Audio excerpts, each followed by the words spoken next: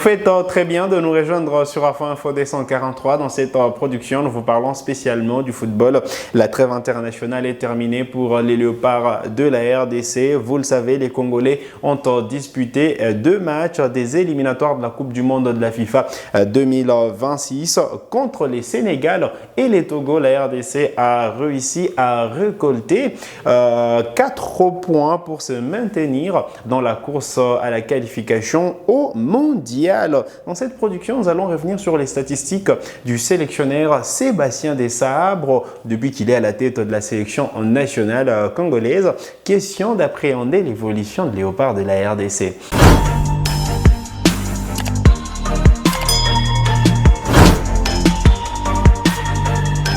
Allez, très content de vous retrouver sur Info D143, arrivé sur le banc des Léopards de la RDC en août 2022. Sébastien Desabre est aujourd'hui l'homme de la situation qui a conduit, vous le savez, jusqu'à la 4e position à la dernière Coupe d'Afrique des Nations. Et les Léopards qui sont en course pour la qualification à la prochaine Coupe du Monde sont toujours en ballottage favorable en occupant la 3e position avec 7 points juste derrière le Soudan et le Sénégal. Le Sénégal qui a 8 points et le Soudan qui a 7 points mais qui devra jouer ce soir. Alors Sébastien Desabre, comme je le disais, est arrivé en août 2022 mais il a disputé ses premières rencontres en septembre 2022 avec le Léopard de la RDC. C'était 2 matchs de fixation. On se rappelle justement de cette défaite d'entrée 0 contre 1 devant le Burkina Faso avant cette large victoire, la toute première de Sébastien Desabre à la tête de la sélection nationale congolaise, 3-0 devant la Sierra Leone. Et puis voilà, il y avait cette deuxième victoire de Léopard, 3-1 devant la Mauritanie. Et puis les nuls un partout arraché en Mauritanie avant sûrement cette victoire en amical, 1-0 face à l'Ouganda. C'était à Douala au Maroc. On se rappelle justement de cette rencontre avant cette affiche qui va rester sûrement mémorable parmi les grands matchs disputés par Sébastien Desabre. La victoire à Franceville, 0-2 de la RDC devant le Gabon. C'était en marge de la 5e journée des éliminatoires de la CAN 2023 et la RDC s'était reposée sur Aaron Chibola et Fiston Kalala Mayele pour arracher la victoire à Franceville au Gabon. Et puis voilà, la RDC avait terminé en beauté les qualifications des éliminatoires de la CAN avec une victoire à domicile 2-0 face au Soudan. Puis s'en est suivi une défaite devant l'Afrique du Sud, le nul 1-partout face à la Nouvelle-Zélande, le nul 0-0 face à l'Angola, la victoire 2-0 devant la Mauritanie en marge de la première journée des éliminatoires de la Coupe du Monde de la FIFA 2026. Puis la défaite au Soudan, 0 contre 1, le nul 0 partout encore une fois en préparation de la CAN face à l'Angola. Puis voilà, la défaite 1 contre 2 devant le Burkina Faso. Le nul à la CAN 1 partout face à la Zambie. Et puis voilà, il y a également les nuls 1 partout face au Maroc. Le nul encore une fois 0 partout face à la Tanzanie en marge de la 3e journée de la phase de groupe à la CAN. Et puis voilà, les nuls 1 partout face à l'Égypte. Et puis voilà, au finish, c'était une victoire de la RDC 8 contre 7 au tir au but.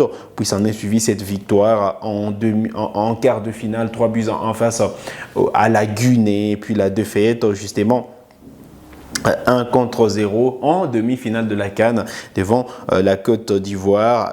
Nul également, 0 partout face à l'Afrique du Sud avant la défaite au tir au but, 0 avant la défaite au tir au but, 5 contre 6. Et puis voilà, ces 2 derniers matchs, 1 partout à Dakar et puis une victoire 1-0 devant les Togo. Alors, c'est un total de 23 matchs disputés par Sébastien Desabre à la tête de la sélection nationale congolaise.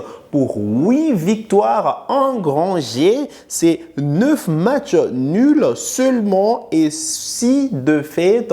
6 défaites, je veux dire, pour les Léopards de la RDC. Il faut dire quand même que défensivement, les Léopards sont solides depuis l'arrivée de Sébastien Desabre parce que c'est 10 clean sheets sur le 23 matchs joués. Et donc, les Léopards, c'est 10 clean sheets, 24 buts marqués pour seulement 14 encaissés. Je dois dire que Sébastien Desabre, depuis qu'il est là, il a apporté du sérieux, il a justement apporté de la sérénité et la solidité défensive.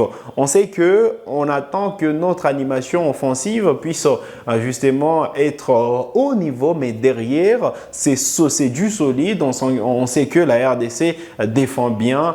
Si la RDC a déjà marqué un but, c'est toujours difficile à l'adversaire justement de revenir dans la partie. Et ça, c'est la touche des sabres. Il a apporté justement, comme je le disais, cette sérénité, c'est sérieux installé à la tête de la sélection nationale congolaise. Voilà pourquoi même il a été reconduit à la tête de la sélection nationale congolaise. 4 années supplémentaires qui ont été ajoutées à son contrat. Et donc, Sébastien Desabre est là pour très longtemps et il fait du bien à la sélection nationale congolaise. On vient de voir l'enchaînement des confrontations disputées avec Sébastien Desabre et ça augure des bonnes choses. J'ai parlé de ces classements du groupe B des éliminatoires du mondial. Les Léopards ne sont pas loin du premier parce qu'ils sont seulement à une longueur du Sénégal qui a 8 points alors que la RDC a 7 points. En attendant la rencontre d'aujourd'hui entre le Soudan du Sud et le Soudan, en cas de contre-performance du Soudan, la RDC sûrement restera toujours à la 3e position et le Soudan à la 2e position et le Sénégal en tête.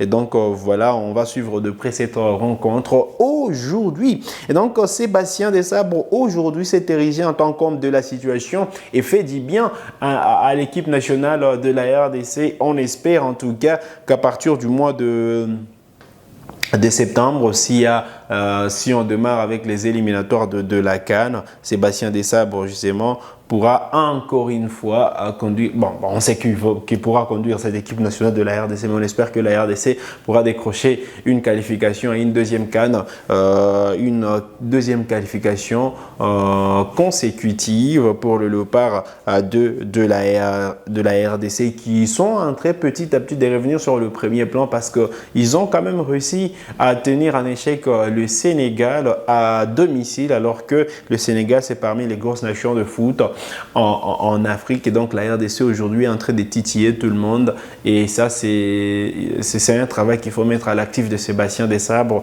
Grâce à lui c'est sérieux, c'est installé, grâce à lui certains joueurs veulent venir en équipe nationale de la RDC et d'ailleurs vous serez gratifiés chers abonnés d'Afro Info 243 parce qu'avec vous on va revenir sur le potentiel arrivé en équipe nationale de la RDC pour les prochains jours. Donc restez toujours connectés, on va entamer la série de joueurs susceptibles d'arriver en équipe nationale de la RDC prochainement. Et donc tout cela c'est grâce à Sébastien Desabre qui a installé ces climats de travail, qui a installé ces sérieux en équipe nationale de la RDC et tout le monde aujourd'hui veut venir jouer en équipe nationale de la RDC. On a vu plusieurs joueurs suivre de près la sélection nationale congolaise, manifester leur intérêt à l'équipe nationale de la RDC.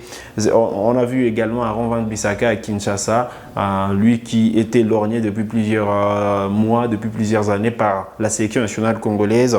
Et tout porte à croire qu'il pourra enfin rejoindre la tanière des Léopards. Et ça, c'est de bon augure. On a eu de nouveau, sûrement, Touanzébé qui a enfin rejoint la tanière. On espère que le Mavididi et les autres suivront justement pour venir prêter main forte à la sélection nationale congolaise. Tout cela, c'est grâce à Sébastien Desabre qui aujourd'hui est le sélectionneur manager et qui conduit de la plus belle de manière cette équipe nationale de la RDC. Alors, en attendant la confirmation du calendrier pour le mois de septembre, logiquement, on devrait démarrer avec les éliminatoires de la CAN, mais pour l'instant, on n'a pas encore effectué les tirages et donc c'est difficile de dire que voilà, il y aura ces matchs des éliminatoires. confirmé. Voilà, les prochaines journées des éliminatoires du mondial interviendront au mois de mars 2025, entre le 17 et le 25 mars.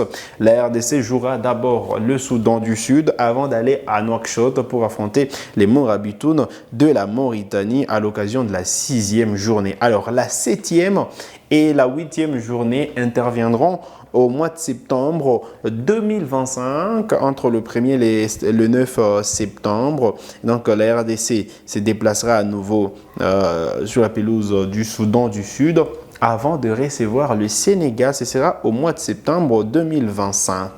Allez, la 9e et la 10e journée interviendra entre le 6 et le 14 octobre 2025 et la RDC sera reçue par le Togo, puis terminera la campagne par une réception à Kinshasa du Soudan. D'ailleurs, le Soudan qui a déjà battu la République démocratique du Congo, c'était à l'occasion de la 2e journée, 0-1. Voilà donc l'essentiel à retenir en ce qui concerne l'évolution de cette équipe nationale de la RDC qui prend de l'envergure depuis un moment.